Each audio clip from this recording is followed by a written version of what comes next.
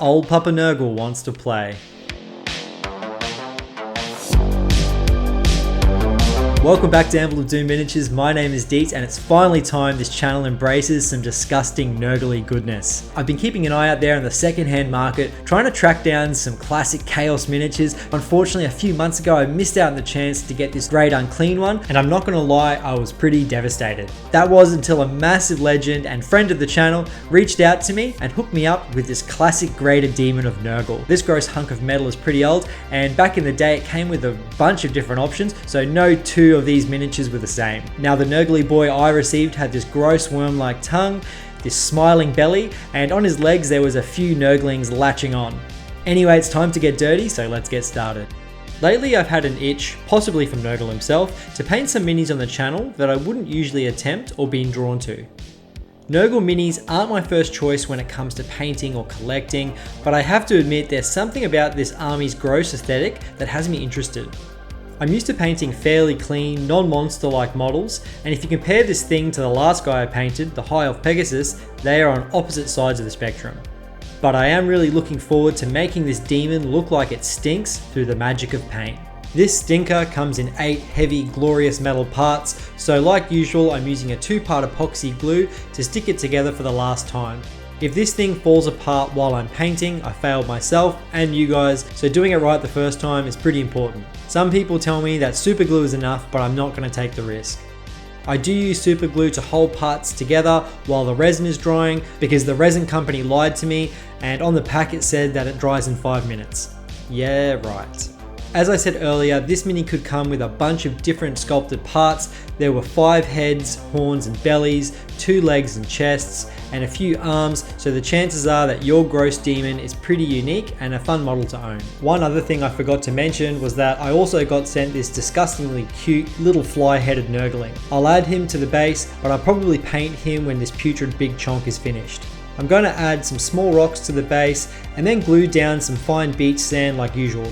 This demon did have a few gaps here and there, but surprisingly they weren't that big, so I could use liquid green stuff to fill.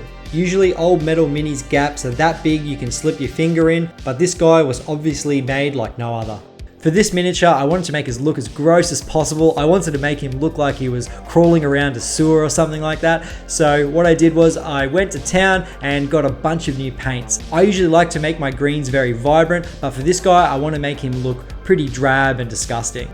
As this is my first attempt at painting one of Daddy Nurgle's minions, please go easy on me. I devised this colour scheme by looking at a wall of paints and my misso was outside waiting impatiently, so I felt pretty rushed. I'm thinking Jabba the Hutt's colours would bring this guy to life. I want to go for a semi-darkish green base, so I apply a mix of Lothian green and Strachan green all over.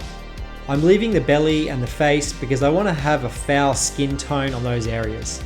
For this, I apply a few thin coats of Xandri dust all over his chest, face and belly. For his horns and nails, I want an off bone-like colour, so I settled for Carrick stone for all of these areas. Carrick stone and Xandri dust are pretty similar colours, but there is enough difference there to not make them look like they're same. Inside his big old belly mouth is a lumpy flesh-like lining, and I thought some purple would make it look uncomfortable and unnatural. For the rest of the mouth, I slapped down some pink horror over the belly, tongue and gums, and I also apply it all over his worm tongue and to the million rotting sores he had all over his body. Now the layers are on, it's time to move on to some washes, but before we get onto that, I have some exciting channel news for you all. I finally got our merch site up and running on the official Anvil of Doom website. So if you want to support the channel, jazz up your hobby workspace, or maybe decorate your wet palette or mini carrying case, head on over and take a look at my first release of prints and stickers. These are all hand drawn and designed by myself, and the limited edition prints are numbered and signed. Also, once they are gone, so be quick. Anyway, thanks for all the support and let's get back into it. To enrich the colour and to darken up the recesses, I'm going to throw on some washes.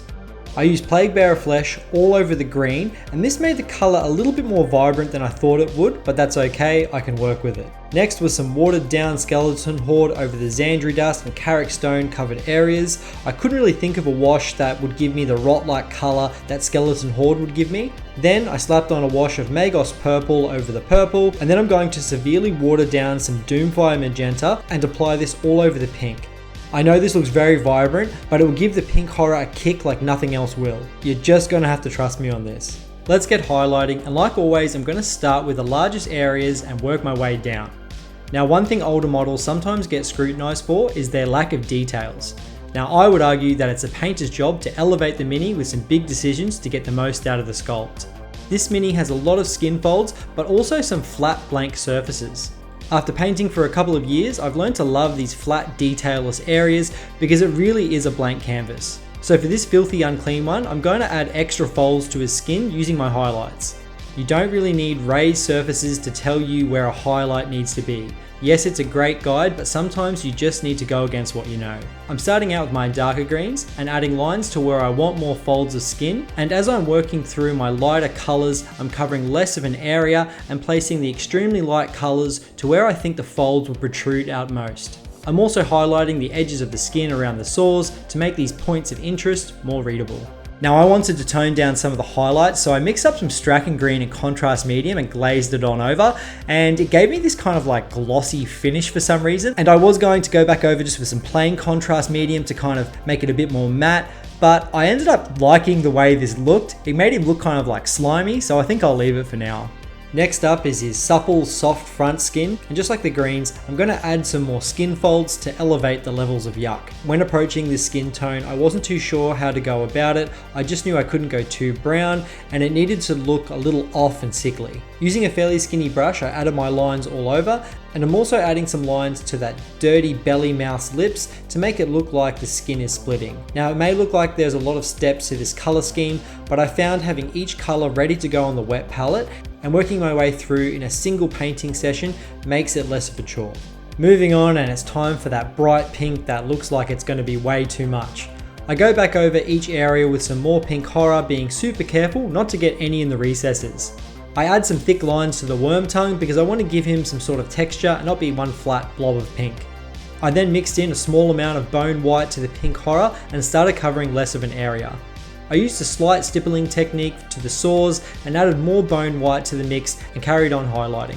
Some of these sores were in hard to reach areas, but I just took my time, and if I made any mistakes or touched the green, it was okay because I still have my green mixes on the wet palette to fix it up with. Now, finishing this pink was a bit of an experiment because the bone white wasn't really giving me that super bright last edge highlight that I was after, so I mixed in a small amount of pure white to the mix, and this did the trick. I also dotted on some white spots to the tongue to give this guy a hot and healthy gingivitis look that all the Nurgle boys and girls would be jealous of. The purple fleshy part on the inside of the mouth was very straightforward. I just highlighted with Xeris purple, Genestealer purple, and T'Challa lilac. This purple color combo pops hard and looks pretty good against the pink and greens. Okay, so the bulk of the painting is now done, and it's time to add some little details to this disgusting mess of a demon. For the belly teeth, I go over with some Xandri dust and then hit them with some watered down skeleton horde. Then I go back over with some more Xandri dust, making sure I leave some of the skeleton horde visible near the gums. I then mix in some bone white to the skeleton horde and highlight up until I have pure bone white. Then it's a mix of half bone white, half pure white, and I draw a few thin lines on each tooth. I go over each pus-filled pimple with some Uriel yellow and then add a small dot of Dawn yellow on top. I also gave them a light wash of skeleton horde just to tone them down a bit and to add a brown base around the pus. Now, you may have seen my technique for painting horns on a previous video, but for this sucker's horns, I'm going to give it a bit of a color change. I go back over the horns with some Carrick stone, being super careful to leave a skeleton wash at the base of the horn. I then make a glaze of 3 parts Carrick stone to 1 part Morphane brown and glaze this towards the tip of the horn, and I start this around 3/4 of the way down from the tip.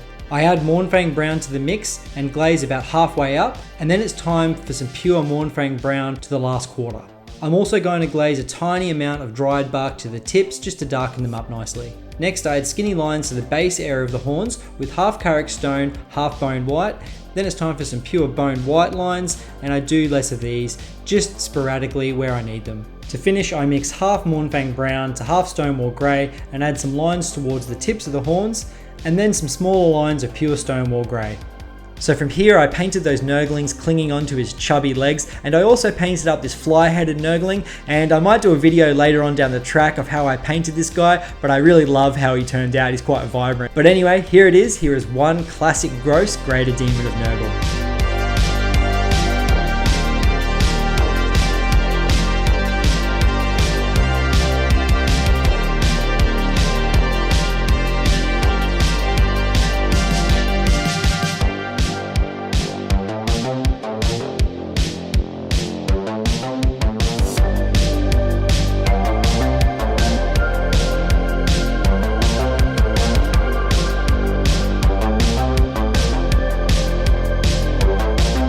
Thanks so much for sticking around to the end of the video. I really appreciate it. And let me know down in the comments what you'd like to see me paint next. Don't forget that the Anvil of Doom web store is now up and running for all of your Anvil of Doom merch needs. And last up, I want to say a massive thank you to all of my Patreon members. I really appreciate the support and I couldn't do this without you. If you want to join the Anvil of Doom Patreon, the link is in the bio and I look forward to chatting to you in the Discord. Anyway, I'm out of here. I'll see you all next time.